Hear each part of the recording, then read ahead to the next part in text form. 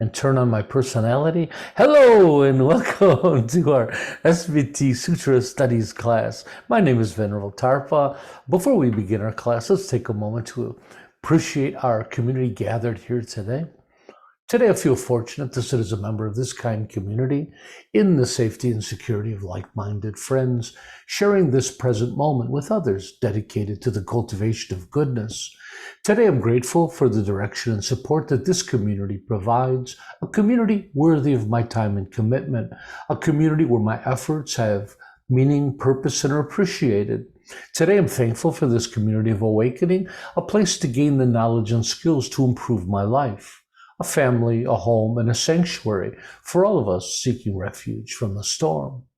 And let's remember, as conscientious practitioners, we must recognize our responsibility to the world, to strive to live skillfully while helping others to do the same, to strive to live in balance and harmony with nature and others, to strive to gain mastery over our minds and embody our true benevolent nature, to expand our hearts and minds, transcending our shared human limitations, to not intentionally harm sentient life or our planet, to maturely accept and embrace the reality of our situation while striving to improve it. Again, welcome to our SBT Sutra Studies class. We are currently examining the Dhammapada, and today we are covering chapter 21 entitled Miscellaneous.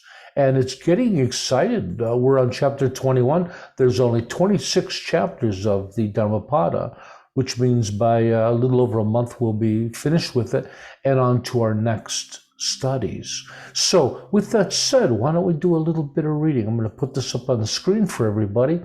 We have our volunteer readers in place who are so kind to help. Okay, I think I'm in good shape. Here we go.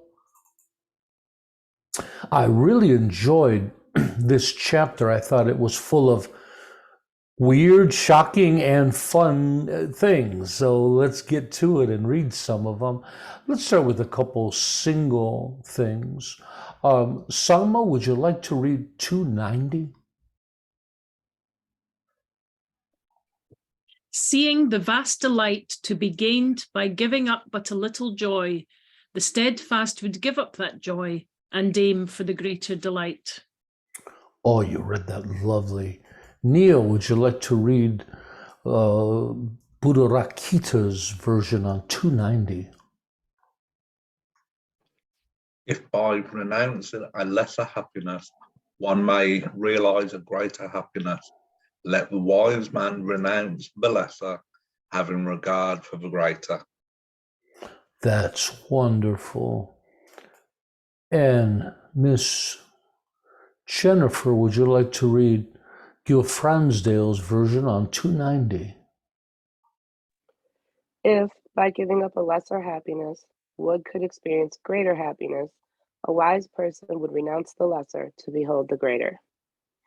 That's great. So I really like this one because it goes back to this really interesting, I guess you call it an analogy. The Tibetans have this phrase, trading candy for gold. And it's an interesting thing like it says here. The idea is to give up a lesser pleasure for a greater pleasure. So a couple examples. In one of my texts, I talk, there's a really interesting example of an alcoholic at the bar with a drink in front of him.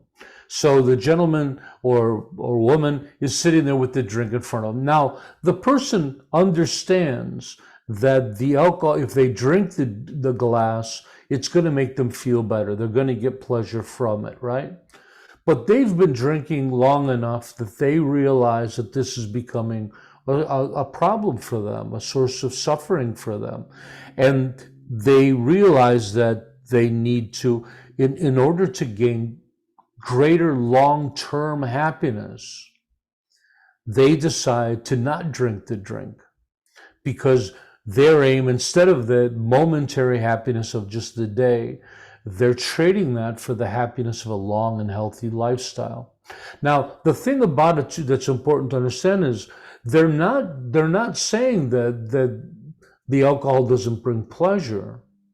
They're just saying that the pleasure is somewhat frivolous, and so they're not denying the pleasure. They're simply trading a greater pleasure, like in this article here. Now, this on a daily basis. Can anybody?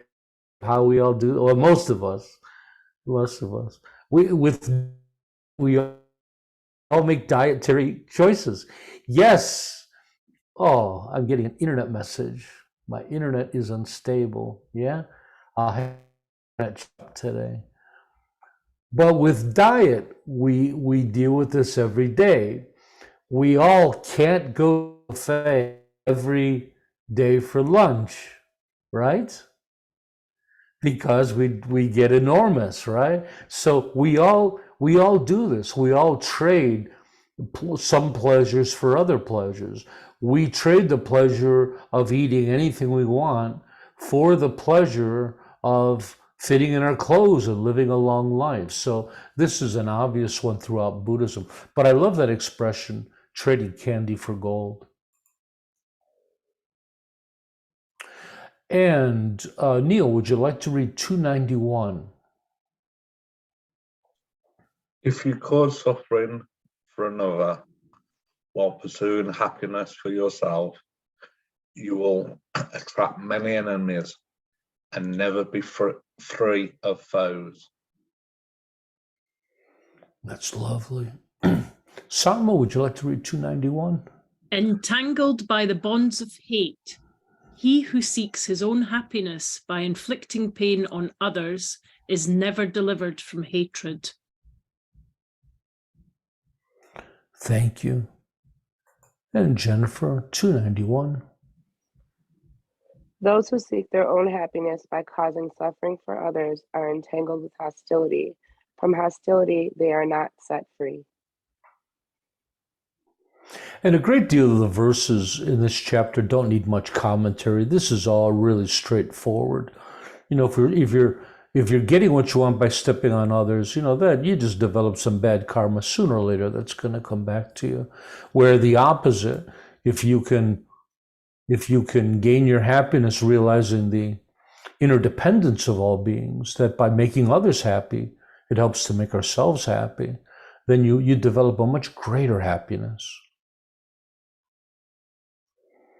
And Sangmo, would you like to read 292? When you neglect what you should be doing and concentrate on what you should not do, corruption appears with your negligence, increasing your impurity. Read the next one too as well. When you are always striving, mindful of the body, not pursuing what you should not do, but continually doing what is worthy. When you are mindful and truly wide awake, your impurities will come to an end. Oh, that's lovely. Jennifer, can you read 292 and 293?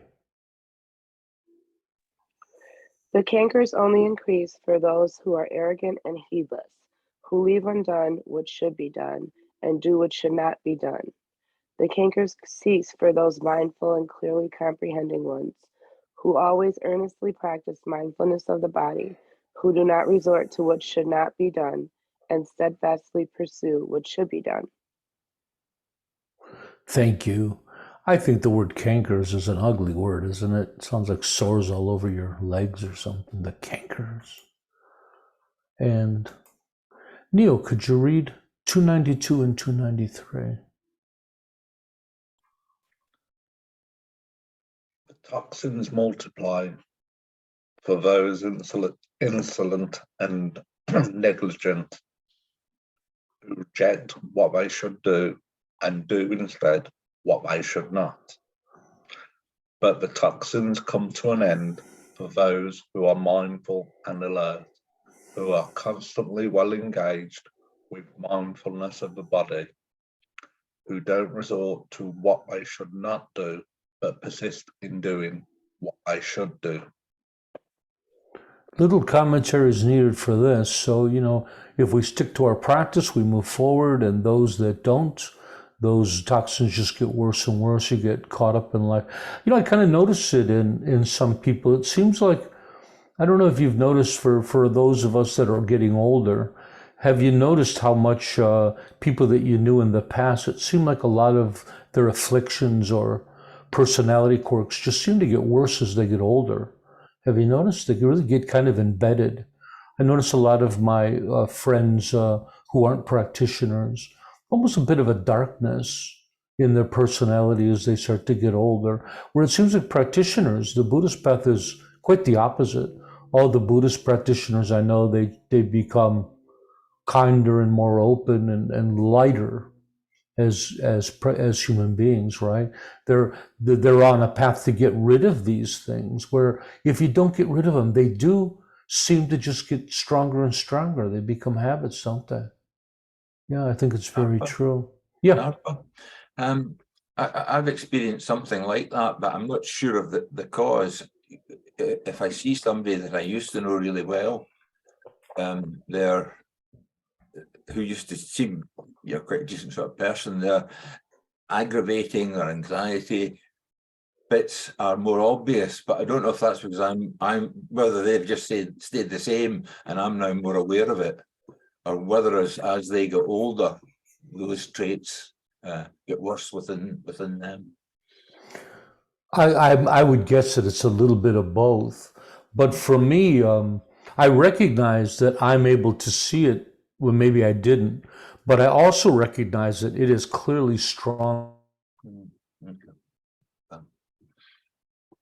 With a couple of people that I'm thinking, and I'm even thinking about trainers that I know, they become very neurotic as they get older, and so I do believe this.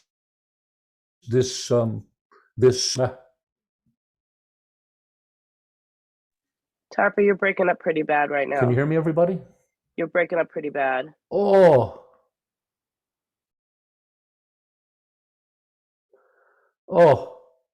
well, I'm headed to the cable store after. Am I okay now?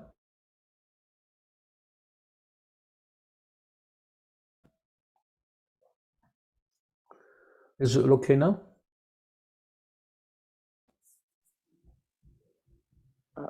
Crossing our fingers. Okay. Maybe it'll go away. We'll just tell me when it becomes clear. Is it getting clear at all? Yeah. Still a little bit choppy. Okay. And so, but I do believe this idea that we don't work with these qualities, and a lot of the qualities, the neurotic afflictions we've had our whole lives, they do seem to get stronger and stronger as we get older, right? We get set in them. So I believe that very much. Thanks for putting up with 294 and 295.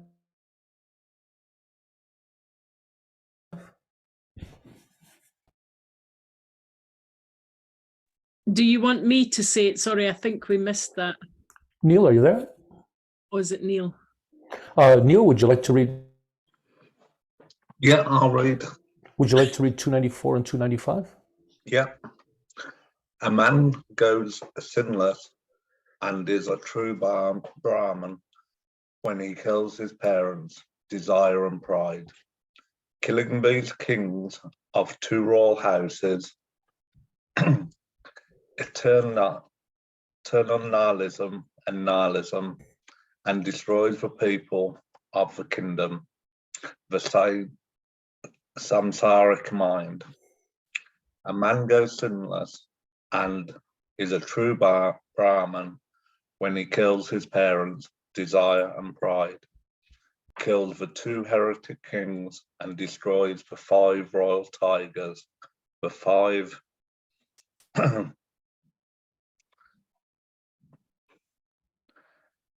Kenhas obstructing nirvana. Great. My internet's going in and out terribly, so I bet it is for everyone else as well. Let's try to just keep going a little bit. Jennifer, can you read 294 and 295? Having slain mother, craving, father, self-conceit, two warrior kings, eternalism and nihilism, and destroyed a country, sense organs and sense objects, together with its treasurer, attachment and lust, ungrieving goes the holy man. Having slain mother, father, two Brahmin kings, two extreme views, and a tiger as the fifth, with five mental hindrances, ungrieving goes the holy man. And Salma, would you like to read 294 and 295?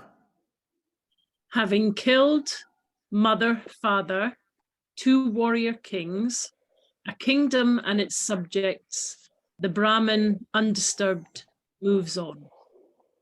Having killed mother, father, two learned kings, and a tiger, the Brahmin, undisturbed, moves on. Well, it seems like our internet's working okay now for this heavy topic. What did you think of these verses? And the only thing I could think of is, why even put it in language that needs to be so interpretive? Because you think if it's religious language, the risk of people getting it wrong would be terrible, right? Oh my Lord. Anyways, as you can all see in the notes, that they are just symbolic, right? So we have a couple terms that I wanted to talk about. We talked about, they're talking about, are we keeping you awake, Miss Jennifer? Oh, I'm so sorry. It's okay. Let's read Gil Fronsdale's verse on this. This is his notes. The shock of the literal meanings of these verses adds force to whatever metaphoric message they carry. They explain that mother refers to as craving, father is conceit. Oftentimes they use the word pride. I really like the word conceit. It's much better. There's no positive form of conceit, right? The two warrior kings, that metaphysical views of eternalism and annihilation. So annihilationism, they often just say nihilism. And nihilism is the belief that nothing exists, therefore nothing matters. This is a dangerous misunderstanding of the Buddhist idea of emptiness.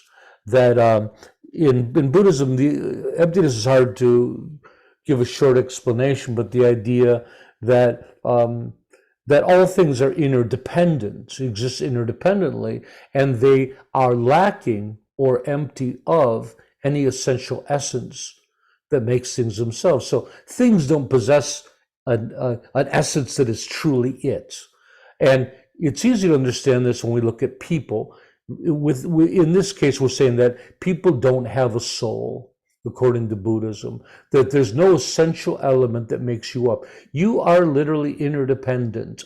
Every different aspect of you come together. No one aspect is any more important than the others, but there is no finite kind of thing that is actually you. You are just a composite of all the different things, and also causes and conditions, not just pieces, parts. Causes and conditions and conceptual understanding, like your name, a word, right? An understanding of who you are. And so the idea is when you fall into nihilism, that means nothing exists, which is absolutely untrue.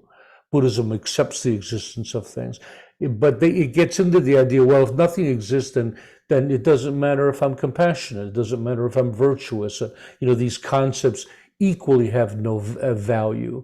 And so this is a very completely wrong understanding of the idea of emptiness and the Buddhist teachings. As you all well know, those qualities are key and foundational in Buddhism, ethics and goodness, right?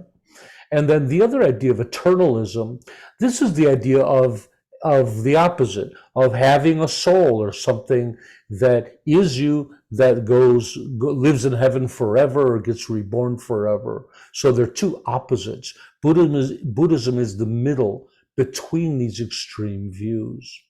The kingdom of the 12 sense spheres. I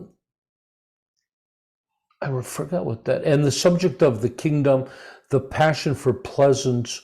The sense spheres are the idea of sense pleasures, and the passion for pleasure dependent on sense spheres. Okay, that's just our senses and pleasures. And then, and I'd like to add that that's not just sense spheres, but here they're relying on samsaric sense spheres, because we do have virtuous and non-virtuous experiences from the senses. Virtuous, like sitting there in front of the Buddha, listening to teachings, that would be a very virtuous sense pleasure, where other ones, gambling or doing other things, could be non-virtuous. The tiger is a translation for literally the fifth of the fifth elements. And here they're talking about the 5 hindrances. So to clarify this a little bit for y'all, there's a little discrepancy here between these different versions. Some of these versions are asserting that what they talk about as the 5 hindrances here, they talk about the tiger as the 5th. Now, some assert this tiger of the 5th. I'm trying to see which one has the clearest presentation of that. Destroyal of the 5 royal tigers, that's a better one to work with. Okay, so the 5 royal tigers, here they talk it being the 5 skandhas. The skandhas are the aggregates of the body. It's the form of the body, it's the sensation, it's discrimination, it's mental action, and it's consciousness. These are the 5 main aspects of the human body and phenomena. But in the other ones, they talk about them being mental hindrances, which are much different. And none of them give any clarity for me to actually be able to distinguish whether the tiger or the 5 tigers is actually, is it the aggregates or is it the hindrances? But it seems like it would be the hindrances. Gil Franz, the hindrances are sensual desire, ill will, thank you. So the 5 hindrances,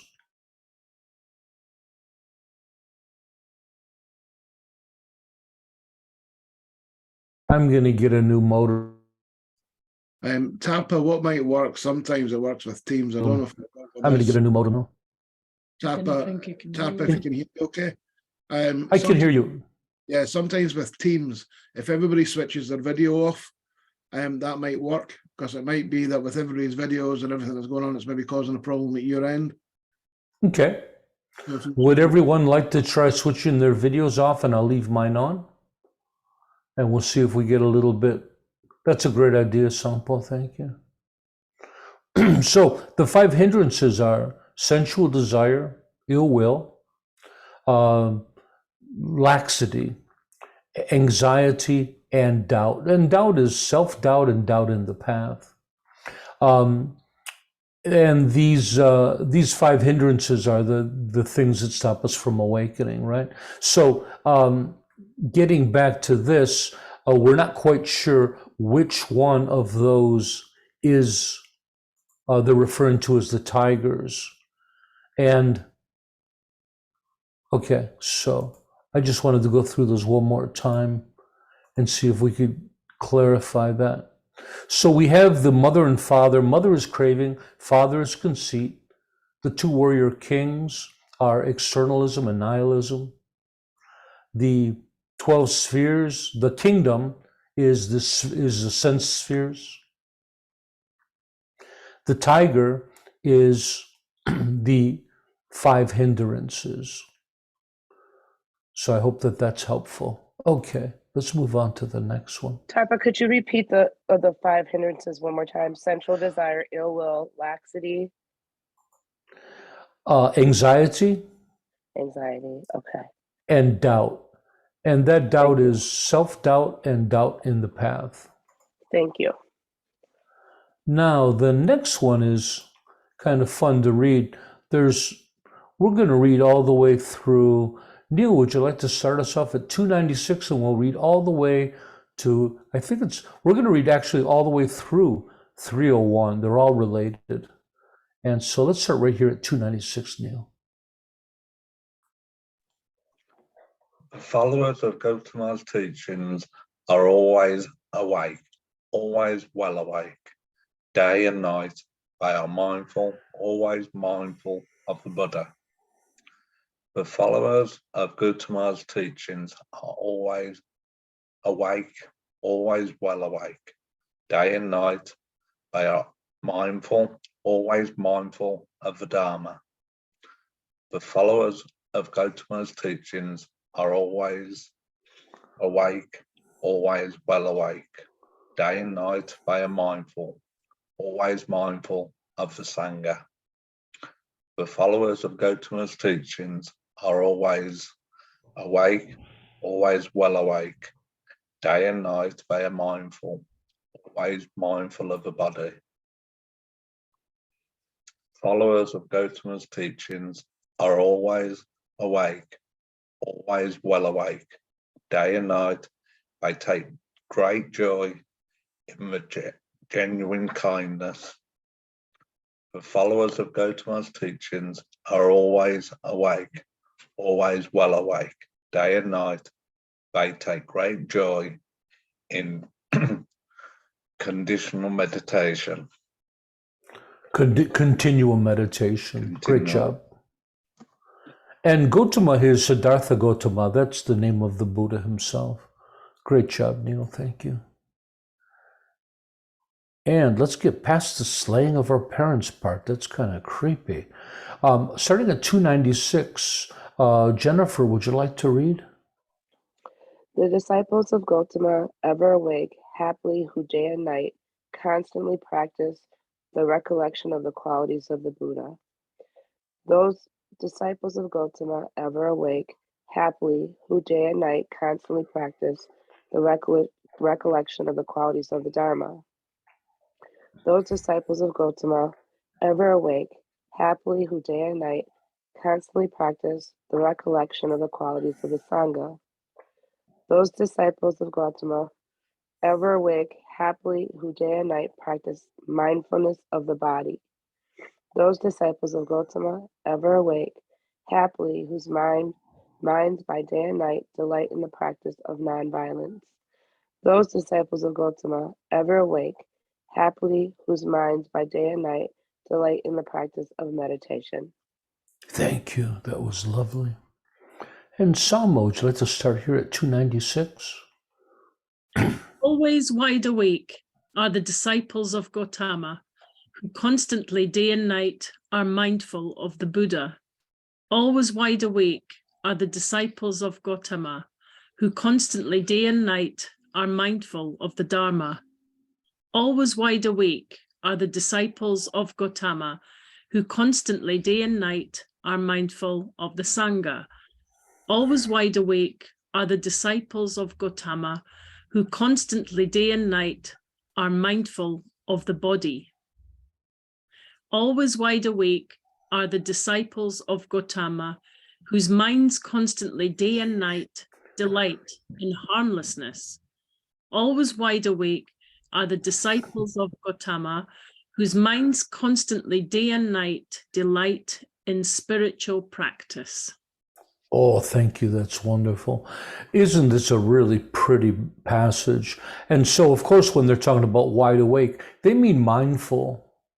They mean abiding in an awakened state of spiritual awakenedness. They mean that they're present, possibly abiding in stillness, and very mindful, right?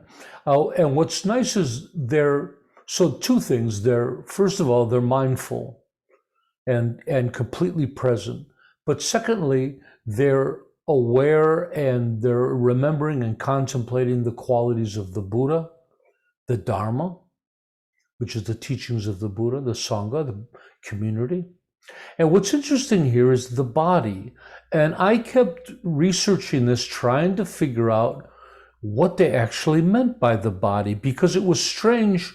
Usually the body's not referred to on its own. Usually it'll be the body, speech, and mind.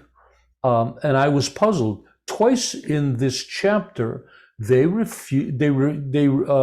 assert the body singularly like that. And so, like many of us were talking about how in meditation, especially modern meditation teachers, all insist how we really have to get into the body to awaken.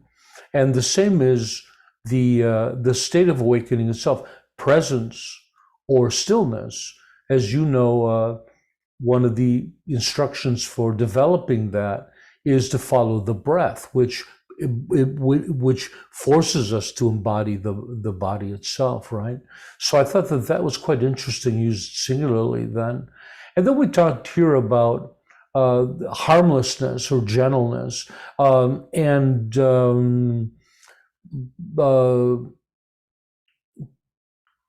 can't remember his name, Tenzin Chirpal, Giden Chirpal.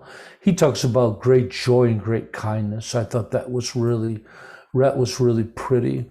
And then, lastly, they talk about being awake and just delighting in spiritual practice. Two of the verses they say meditation directly. Others just talk about meditation practice itself. So I thought that was really pretty. A little description of what a proper Buddhist should behave like. I thought that's very useful in our own practices, yeah. And let's do a single one here. Sangma, would you like to read this? 302. Renouncing the world is difficult, and finding joy therein is hard. It is difficult to live in a monastery, and a householder's life is hard. It is hard to live together with others, and it is hard to live on the road.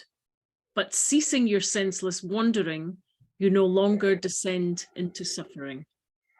Yes, indeed, life is hard. Neil, would you like to read 302? Difficult is life as a monk. Difficult is to delight therein. Also difficult and sorrowful is the household life. Suffering comes from association with unequals. Suffering comes from wandering in samsara. Therefore, be not an aimless wanderer. Be not a pursuer of suffering. Oh, that was lovely. Thank you. And Jennifer, 302. Going forth into homelessness is difficult. It's hard to enjoy. Household life is difficult. It's painful. Living with discordant people is suffering. A traveler is subject to suffering, so don't be a traveler and don't be subject to suffering.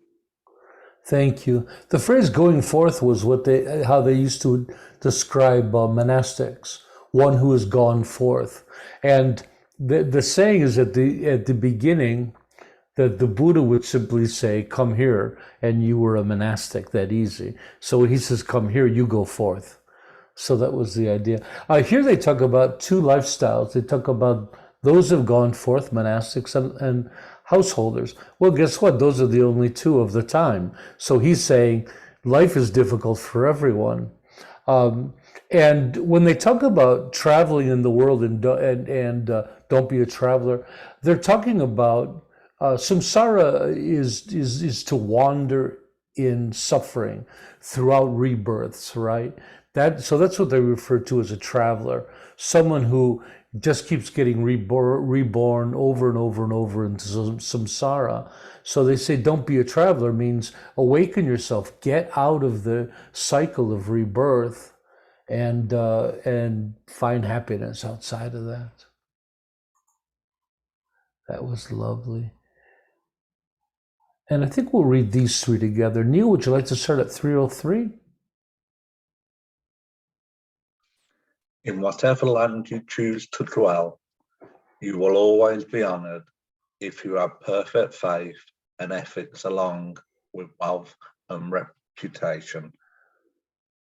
the holy shine, even from afar, like distant mountain peaks covered with snow. Ordinary men are scarcely noticed, like arrows shot into the night. Those who live alone and sleep alone, who travel alone and are never distressed, those who alone subdue themselves, find joy deep in the forest. Thank you, that was lovely. And Sangmo, would you like to start here at 303? He who is full of faith and virtue and possesses good repute and wealth, he is respected everywhere in whatever land he travels. The good shine from afar like the Himalaya mountains, but the wicked are unseen like arrows shot in the night. He who sits alone sleeps alone and walks alone. Who is strenuous and subdues himself alone will find delight in the solitude of the forest. Oh, that's pretty, thank you. And Jen, you want to finish us off with these 3 last verses? People endowed with faith, virtue, fame, and wealth are revered wherever they go. From afar, good people shine, like the Himalaya mountains. Close up, bad people disappear, like arrows shot into the night. Sitting alone, resting alone, walking alone, untiring and alone. Whoever has tamed oneself will find delight in the forest. Oh, thank you. There is some truth to that too, isn't it? That it seems like we always talk about people, good people, as being of the light or shining, and we always talk about bad people as being dark, right? Like shadowy. You know, there's so many symbols like that. It's quite interesting.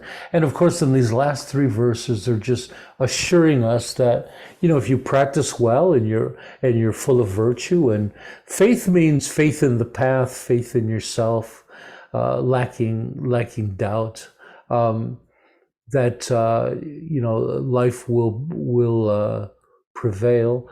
What's interesting is they use the word wealth. Usually when they talk about this, when they talk about success on the path, they tend to talk about strong practitioners or monastics or the ones who've gone forth. And it's kind of funny to use the word wealth because, of course, those are people that are poor. They don't have any wealth. So I don't really know what they mean here, but part of me wonders if maybe they mean other forms of wealth besides just financial wealth. But I don't know that for a fact. It reminds me of when I was in the monastery. When I first entered the monastery, I was so unbelievably poor. I could only afford 1 cup of tea at the end of the day. And I had one sponsor, a woman in America who would send me $30 a month, which goes pretty far in India because it turns into $30 turns into a lot of rupees. But nevertheless, I could only afford a cup of tea a day. And my teacher told me, and I was surprised. He said, "Don't tell people you're poor." And I looked at him kind of puzzled. I said, "Why? I'm a monk. We're supposed to be poor." And he goes, "No, don't tell people you're poor. They won't respect you." And he was talking about the other monks. He wasn't talking about people outside of the monastery. He's saying, don't tell the monks that you're poor. They won't respect you. And I just thought that was so strange. There was such a cognitive dissonance to that, still is, that monks wouldn't understand that. You think as a monk, if you were poor, monks would appreciate that. They'd be impressed by something like that. But nevertheless, an interesting thought. And I love the idea that, again, good people shine. And for some of you that haven't been through the Skillful Living program, we have a practice called the practice of shining. And we often talk about we shine with our goodness and our virtues and our skills. So that was a really pretty thing, that good people, SBT members, shine from afar. I think that's pretty cool. Now the last one about sitting alone, resting alone, walking alone. This definitely gives the impression that they're saying that we should all be hermits. But if you remember earlier in the Dhammapada, they talked about the notion of solitude isn't quite the way we think it is, that oftentimes this solitude can include a lay person or a householder who is amongst people, but they just have this sense of being an island in the midst of a storm. So, and I can't say that this is true, but my own take on this is that I think they have a more expanded meaning than what's literal here. I don't think they're directing us all to go to the forest, because remember, even the greatest Buddhist monastics all lived together, right? They weren't alone. They lived together in communities. So I think that they again, they're saying here that just more like to be an island unto yourself, right? So anyways, I'd like to thank Sangpo for your great idea. It seems like the internet's working great since we shut off our cameras. With that said, does anybody have any thoughts, comments about even from afar? Isn't that beautiful? Any comments on this week's chapter? Tarp, I have a question. Please. What is your personal view on solitude? Do you feel like that every practitioner should take time for solitude? And I know you've gone off into solitude before. Do you feel like it's beneficial for every practitioner? I think you need to experience fully both things and everything between them. It's really important to get to know yourself, to spend some time with yourself, to see who you are without people. 2 reasons. One of them is to see how you act when people aren't around, when it's just you and your thoughts. And then the other one, to see how much other people trigger you, you know? You kind of get to learn a lot about how you operate, because when you're around people, well, let me put it this way. When I'm meditating in my own room, I'm this close to Buddhahood, and then somebody comes along and just ruins it. Because somebody come along and, when you're by yourself, nobody pushes your buttons. So you don't really notice your affliction so much. And then when you're around others and you notice things, like, oh, how strange that I reacted so strongly to what they said, things like that. So I believe it's important to spend some time in solitude, even for meditators, like great practitioners that would be in the mountains of Tibet. They're not completely alone. They'll visit their teacher. They have time to go outside of their caves and get some walking, and they run across people occasionally. So it's not necessarily complete solitude. The other thing is that they have an old saying that you can't awaken on your own, that awakening requires another consciousness and another realized consciousness, that somehow, I'm not quite sure I even understand it myself, but somehow you see the awakened quality in others and yourself, but it kind of works as like a little bit of a mirror. So I think solitude is a requirement of awakening, but then it seems like others are a requirement of awakening as well. Thank you. Pretty cool, huh? You're welcome, dear. Would anybody else like to share before I get to our conclusion? Yeah, it was a creepy, weird chapter, wasn't it? I'd leave all that killing mother and father stuff out in my own version of it. I think they could have picked better, less provocative things.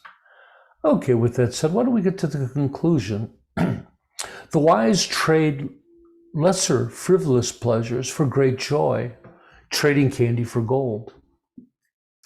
Seeking benefit at the cost of others' happiness is the path to a miserable existence. Afflictions, neuroses, and limitations increase when we neglect our practice. But for those who are diligent in their practice and in their commitment to proper body, speech, and mind, they continue to purify and awaken. The path of awakening consists of moving past grasping, attachment, and conceit. walking the middle way between nihilism and externalism, transcending our fixation with sense pleasures, and by transcending the 5 hindrances of sensory desire, ill will, dullness, anxiety, doubt, and doubt in oneself and the path.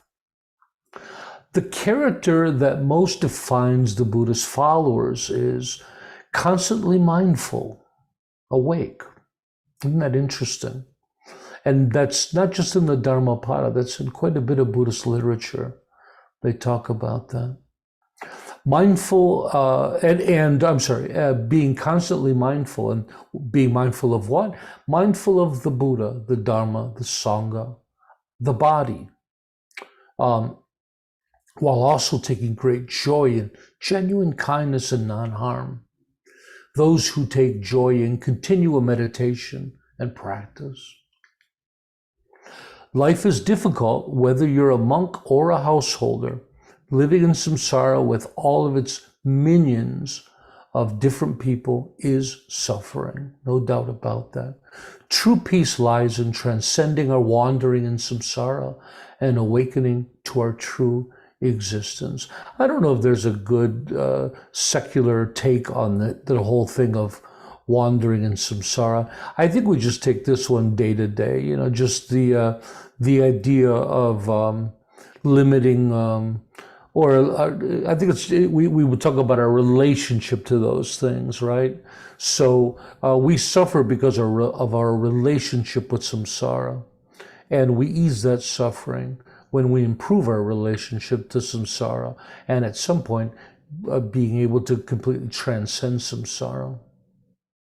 Those with virtue, faith, good reputation, and wealth are revered in the world. As far as from afar, good people shine. Those who have thoroughly trained themselves, transcending the suffering world, and they find joy in their existence. Just a few thoughts. So remember that the sutra teachings are meant as practice instructions. So in order to get greatest benefit, we need to engage fully with them, utilizing the 3 great objectives of study, contemplation, and meditation. Your work this week is to discover how these teachings apply in your own daily life, transforming them from words on a page into living Dharma. Next week, we're going to be moving on to chapter 22 of the Dhammapada, entitled Hell. And I haven't read ahead. That's going to be an interesting one. It's going to be interesting from a secular point of view, what we think of that chapter. So with that said, let's end today's class with our altruistic affirmation. May all be healthy. May all be prosperous. May all be well. May all be present, free of past regret and future worry. May all abide in constant appreciation, which is a source of great joy and contentment. May all realize their true nature and the true nature of reality, which is awakening. Thanks everybody for coming. Remember that the SBT community was created for one purpose, to support you, the practitioner. Tomorrow, Sunday, we have a class on a Sunday teaching on rebirth. It's going to be a great one. I hope everybody can make it. Miss Catherine's going to join me for that one. And we'll do a little bit of meditation before that. So we'll see everybody tomorrow. Thanks for coming. Bye-bye. Thank you. Bye. Thank you. Bye-bye, everyone. Glad to help. Bye-bye. See you.